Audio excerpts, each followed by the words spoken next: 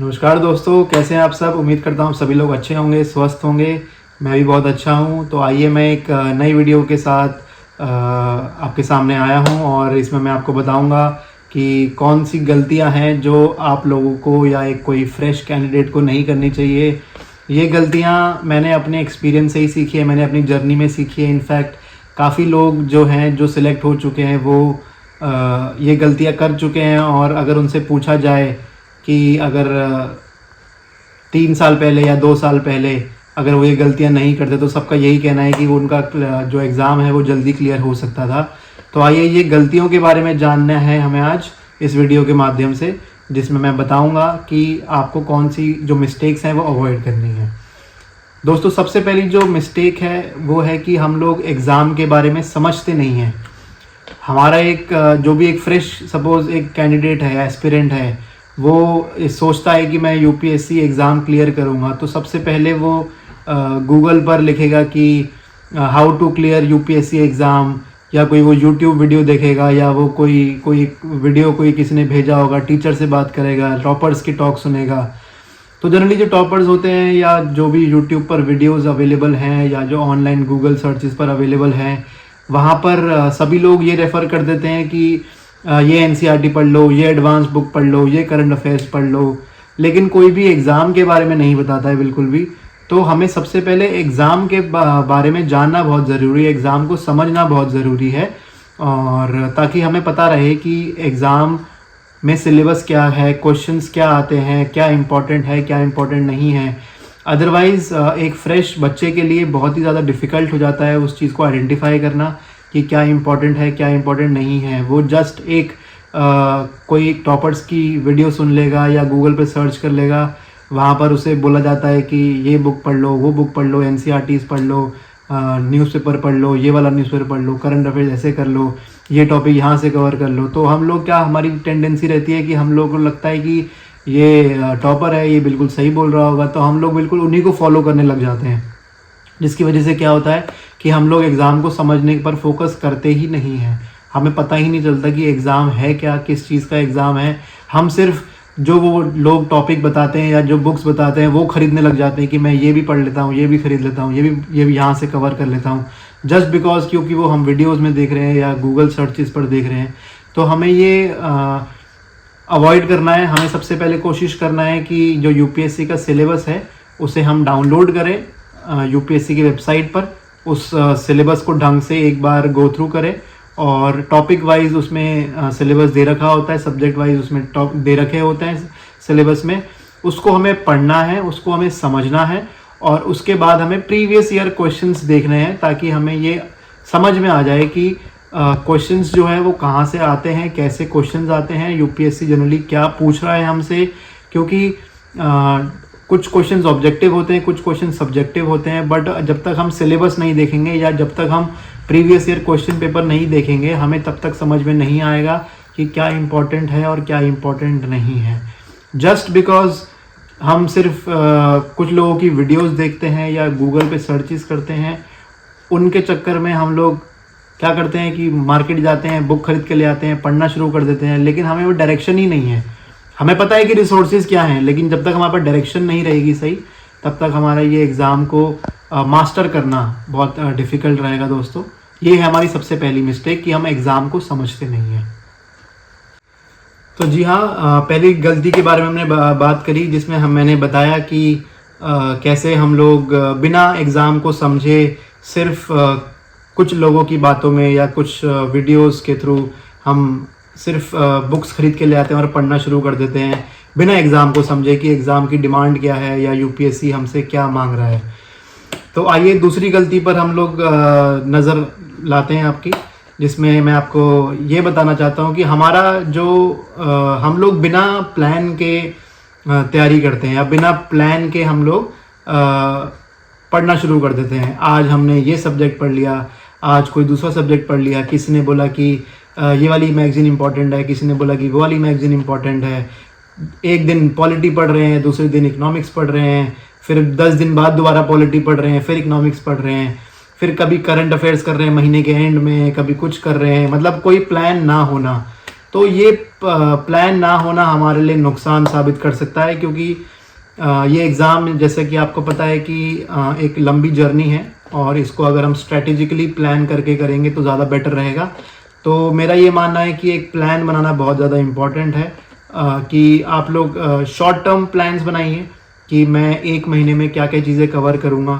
Long term plans बनाइए कि मैं 3 महीने तक क्या क्या चीज़ें मेरी कवर हो जाएंगी। उसके अलावा उससे ज़्यादा लॉन्ग टर्म प्लान बनाइए कि 6 महीने में या 8 महीने में या 10 महीने में मेरी क्या क्या चीज़ें कवर हो जानी चाहिए। तो जब तक दोस्तों आपका प्लान नहीं बनेगा तब तक बहुत डिफ़िकल्ट हो जाएगा आप लोगों के लिए कुछ भी पढ़ना, क्योंकि आप इतने लोगों से मिलेंगे, इतने लोगों से आपका इंटरेक्शन होगा। सोशल मीडिया का ज़माना भी है, आप लोग यूट्यूब भी देखते हैं, आप लोग इंस्टाग्राम फेसबुक वगैरह भी देखते हैं। वहाँ पे आप किसी की एक की बात सुनेंगे, किसी दूसरे की बात सुनेंगे, या किसी आज एक बंदे से मिल ली, किसी दूसरे से मिल ली, तो सब लोग कुछ ना कुछ डिफरेंट कर रहे होंगे। तो आपके माइंड में आएगा कि मैं ये भी कर लेता हूँ, मैं वो भी कर लेता हूँ, मैं ये भी कर लेता हूँ, मैं वो भी कर लेता हूँ। तो उसका नुकसान क्या रहेगा कि आप किसी भी चीज़ को ढंग से नहीं कर पाएंगे। तो मेरा ये मानना है कि आप एक सबसे पहले टाइम टेबल बनाइए, आप न्यूज़पेपर पढ़ने की आदत डालिए डेली, और इनिशियल पीरियड में आपको 1.5 घंटा लग सकता है, 1.5 से 2 घंटा भी लग सकता है इनफैक्ट। बट ग्रेजुअली जैसे जैसे अब एग्ज़ाम को समझेंगे, जैसे सिलेबस को समझेंगे, तो वो जो न्यूज़पेपर पढ़ने का जो टाइम है वो 1.5-2 घंटे से आप ऑटोमेटिकली 45 मिनट्स या 50 मिनट या मैक्स टू मैक्स 1 घंटे तक आ जाएंगे। तो न्यूज़पेपर पढ़ने की आदत डेली डालिए। तो एक प्रॉपर टाइम टेबल बनाइए जिसमें न्यूज़पेपर पढ़ना डेली होगा। एक सब्जेक्ट उठा लीजिए, सब्जेक्ट का कोशिश कीजिए कि आप कम से कम 20 दिन 25 दिन एक सब्जेक्ट को करें, साइमल्टेनियसली दूसरे सब्जेक्ट को भी आप 2-3 घंटे दे सकते हैं। तो एक प्रॉपर स्ट्रक्चर उस जो प्लान है उसको दीजिए, बिकॉज बिना प्लान के ये बात बनेगी नहीं, क्योंकि आप रैंडमली कुछ भी उठा के पढ़ लेंगे। क्योंकि मैंने ये फर्स्ट अटेम्प्ट में ऐसा गलती करी है कि मेरे को आज लगा कि आज मेरा ये पढ़ने का मन है तो मैंने ये पढ़ लिया, आज वो पढ़ने का मन है तो वो कर लिया, जिसकी वजह से मुझे नुकसान काफ़ी झेलना पड़ा, क्योंकि डिफरेंट चीज़ें माइंड में घुस रही थी और रिटेन कुछ भी नहीं हो रहा था। तो सेकंड गलती है कि हमें बिना प्लान के हम जो पढ़ाई कर रहे हैं। तो दोस्तों, जैसे कि आपको पता है कि मैं अभी एक अनअकैडमी का सेशन भी ले रहा हूँ। मैंने 2 क्लासेस ले ली हैं। अब मैं थर्ड एक लाइव सेशन लूँगा, 3 अक्टूबर को लूँगा। रात को 8:30 बजे ये सेशन होने वाला है, लाइव सेशन। 1 घंटे का ये सेशन होगा जिसमें मैं डिस्कस करूँगा कि आपको यूपीएससी कितने ऑप्शनल सब्जेक्ट्स देता है और हमें कौन सा ऑप्शनल सब्जेक्ट चूज़ करना चाहिए, कैसे चूज़ करना चाहिए, कौन सा आपके लिए राइट ऑप्शनल सब्जेक्ट है और उसके लिए स्ट्रेटजी क्या है उसको ऑप्शनल सब्जेक्ट को कवर करने के लिए। क्योंकि आपको पता है कि ऑप्शनल सब्जेक्ट बहुत ही इम्पॉर्टेंट एस्पेक्ट है यूपीएससी हमारे जो मेंस का जो स्कोरिंग में, क्योंकि टोटल 9 एग्ज़ाम होते हैं। 9 एग्ज़ाम में से 2 एग्ज़ाम तो सिर्फ यूपीएससी ऑप्शनल के होते हैं।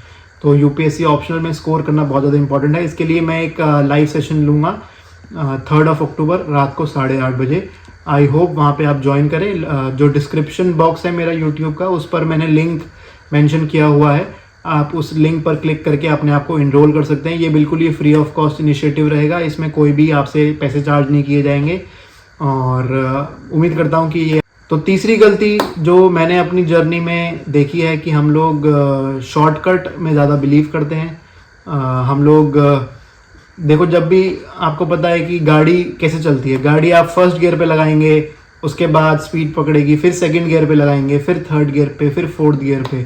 तो वैसे ही हमारी जर्नी ही एक आप गाड़ी की तरह समझिए कि हम बिल्कुल ही फ्रेश अगर स्टार्ट कर रहे हैं तो हमें पहले थोड़ा बहुत अंडरस्टैंडिंग होनी ज़रूरी है। तो जिसके लिए मैंने जो बुक लिस्ट है वो बताई है आप लोगों को, आप वैसे शुरू कीजिए और उसके बाद ग्रेजुअली धीरे धीरे पढ़िए। और ये आपको खुद पढ़ना पड़ेगा, आप किसी और पे रिलाई नहीं कर सकते।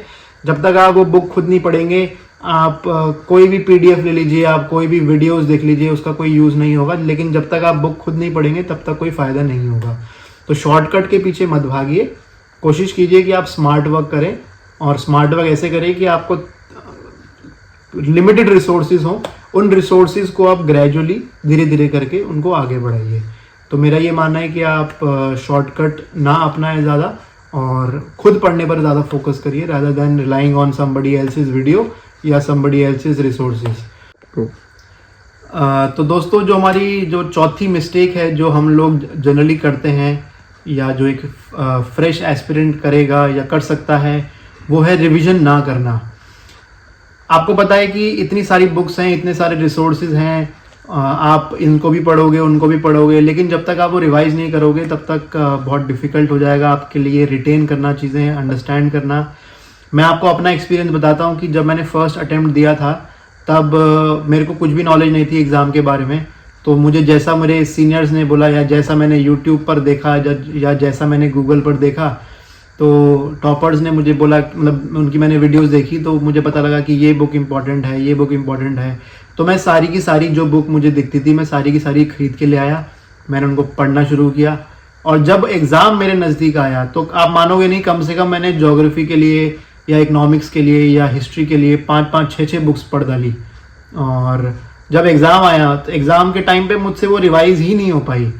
तो जब वो रिवाइज़ ही नहीं हो पाई तो मेरे माइंड में वो चीज़ें याद ही नहीं रही पाई, इस वजह से मेरा जो फर्स्ट अटैम्प्ट है मेरा नहीं हो पाया।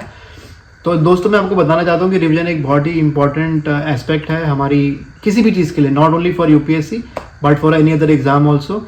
हमें रिवाइज़ करना बहुत ज़्यादा ज़रूरी है। जब तक आप किसी एक टॉपिक को या किसी सब्जेक्ट को रिवाइज़ नहीं करेंगे तब तक आप वो रिटेन नहीं कर पाएंगे, तब तक आपको वो समझ नहीं आएगा। तो रिवीजन बहुत इंपॉर्टेंट एस्पेक्ट है यूपीएससी हमारी प्रिपरेशन में। और हमारी जनरली आदत क्या रहती है, ये पढ़ के छोड़ दिया अब आओ नेक्स्ट सब्जेक्ट पे, ये पढ़ के छोड़ दिया अब आओ नेक्स्ट सब्जेक्ट पर। हम लोग कोशिश करते हैं सिलेबस कंप्लीट करने की, हम लोग ये नहीं सोचते कि सिलेबस कंप्लीट तो हो गया, हमने रिवाइज नहीं किया। तो जब तक हमारा रिवीजन नहीं होगा तब तक हमें बहुत दिक्कत रहेगी। तो ये जो मिस्टेक है आप इसको अवॉइड कीजिए। नेक्स्ट जो मिस्टेक है वो है कि सिर्फ बिना मॉक टेस्ट दिए हम लोग एग्ज़ाम देने चले जाते हैं। देखो दोस्तों, मॉक टेस्ट चाहे वो प्रीलिम्स हो, चाहे वो मेंस हो, या चाहे वो मॉक इंटरव्यू स्टेज में हो, ये बहुत ही इम्पॉर्टेंट पार्ट है हमारी जर्नी का। मॉक टेस्ट हमें प्रिपेयर करता है एग्ज़ाम के लिए। जब आप लोग 10th या 12th में होंगे, जिन्होंने सीबीएसई बोर्ड दिन का था, वो लोग अच्छी तरह से वो बात रिलेट कर पाएंगी। हमारे प्री बोर्ड्स हुआ करते थे, हमारे यूनिट टेस्ट हुआ करते थे। वो क्यों होते थे?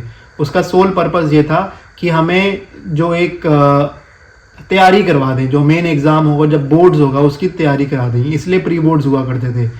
तो वो जो एग्ज़ाम है, जो हम यूपीएससी में हम प्रीलिम्स के लिए बैठेंगे या जो मेंस के लिए बैठेंगे, उसके लिए हमें तैयारी करके जाना बहुत ज़रूरी है। और ये तैयारी सिर्फ बुक से नहीं हो सकती, ये आपको टेस्ट देना पड़ेगा। आपको वो एग्ज़ाम का जो इन्वायरमेंट है वहाँ पे अपने आप को प्रैक्टिस करनी पड़ेगी। तो वो प्रैक्टिस के लिए आपको टेस्ट बहुत ज़्यादा इंपॉर्टेंट हो जाते हैं। और टेस्ट से आपको ये पता लगता है कि कौन से टॉपिक में से कैसे क्वेश्चंस उठ सकते हैं। जनरली हम लोग बुक उठाते हैं, बुक पढ़ना शुरू कर देते हैं, एक बुक ख़त्म कर देते हैं, लेकिन जब तक हम टेस्ट नहीं देखेंगे हमें पता नहीं लगेगा कि अच्छा इस टॉपिक से भी ये क्वेश्चन उठ सकता है या इस टॉपिक से भी ये क्वेश्चन बन सकता है। तो जब तक हम टेस्ट सॉल्व नहीं करेंगे तब तक हमें इस चीज़ की भी नॉलेज नहीं हो पाएगी। तो टेस्ट बहुत ज़्यादा इंपॉर्टेंट है आपको एग्ज़ाम मोड में प्रिपेयर करने के लिए। थैंक यू दोस्तों, जय हिंद।